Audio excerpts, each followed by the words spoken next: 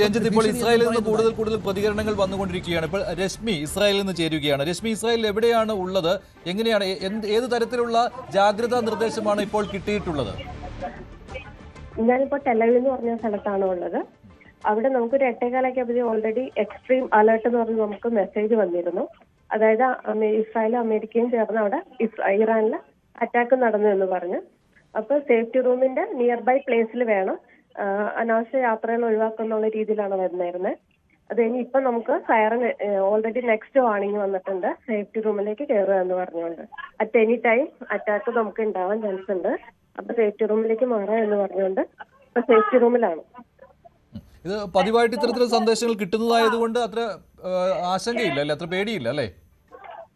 അല്ല, ഓൾറെഡി നമുക്ക് ഇവിടെ ഇൻഫോർമേഷൻ കിട്ടുന്ന അനുസരിച്ചിട്ട് ഇന്ന സമയത്ത് ഇതുപോലെ ചെയ്യാമെന്ന് നമുക്ക് ആ ഇൻസ്ട്രക്ഷൻ കറക്റ്റായിട്ട് ഫോളോ ചെയ്യുന്നതുകൊണ്ട് വലിയ പ്രശ്നമില്ല. അറ്റാക്ക് ഇതോടെ സ്ട്രോങ് ആയതുകൊണ്ട് നമ്മൾ സേഫ്റ്റി റൂമിൽ തന്നെ കമ്പൽസറി ആയിട്ട് കയറണമെന്ന് നമുക്ക് നിർദ്ദേശമുണ്ട്.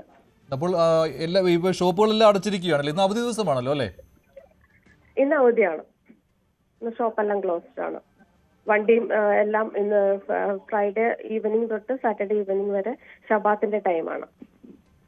എന്തായാലും ഇങ്ങനെ ഇത് നിങ്ങൾ ഒരു ആശങ്കപ്പെട്ടിരുന്ന ഒന്നായിരുന്നു അല്ലേ? കഴിഞ്ഞ കുറച്ച് ദിവസങ്ങളായിട്ട് ഇങ്ങനെ ഉണ്ടായിരുന്നു വാർത്തകൾ. എക്സ്പെക്ട് ചെയ്തിരുന്നു. പിന്നെ ഇന്നലെ തൊട്ട് പറഞ്ഞിരുന്നു ഇതുപോലെ സിറ്റിസണിനൊക്കെ ഒഴിവാകാൻ പറഞ്ഞപ്പോഴേ അറ്റ് എനി ടൈം ഇത് നടക്കുമെന്ന് തന്നെ ഉള്ള ഇതിൽ വാർത്തയില് ചർച്ചകളിലൊക്കെ പറയുന്നുണ്ടായിരുന്നു. അപ്പൊ ഞങ്ങൾ എക്സ്പെക്ട് ചെയ്തിരുന്നു. ഇത് വലുതാവും എന്നുള്ള ഒരു പേടിയുണ്ടോ ഇപ്പോൾ അവിടെ? വലിയ ഒരു ആക്രമണമായി മാറുമെന്ന്? അറ്റാക്ക് സ്ട്രോങ് ആണെങ്കിലും അതിനുള്ള സജ്ജീകരണങ്ങളെല്ലാം ഇവിടെ ഓക്കെയാണ്. അപ്പൊ നമുക്ക് അതിനെ ബേസ് ചെയ്ത് അത്ര വലിയ ഇത് തോന്നുന്നില്ല. അപ്പോൾ ജോലി സ്ഥലത്തേക്ക് പോകാനൊക്കെ അടുത്ത ദിവസങ്ങളിൽ?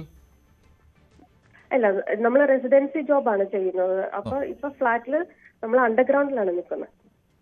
എല്ലാരും തന്നെ, ഈ ഫ്ലാറ്റിലുള്ള എല്ലാരും തന്നെ അണ്ടർഗ്രൗണ്ടിൽ സേഫ് ആയിട്ട് ഇരിക്കുകയാണ്. ഓക്കെ, ശരി.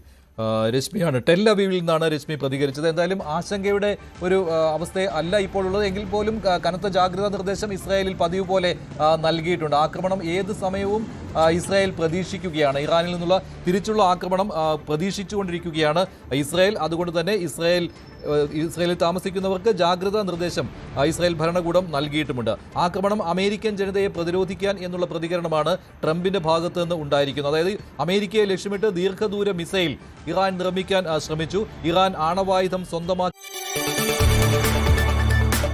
കൂടുതൽ വാർത്തകൾക്ക് news 18 Keralam YouTube channel subscribe ചെയ്യുക.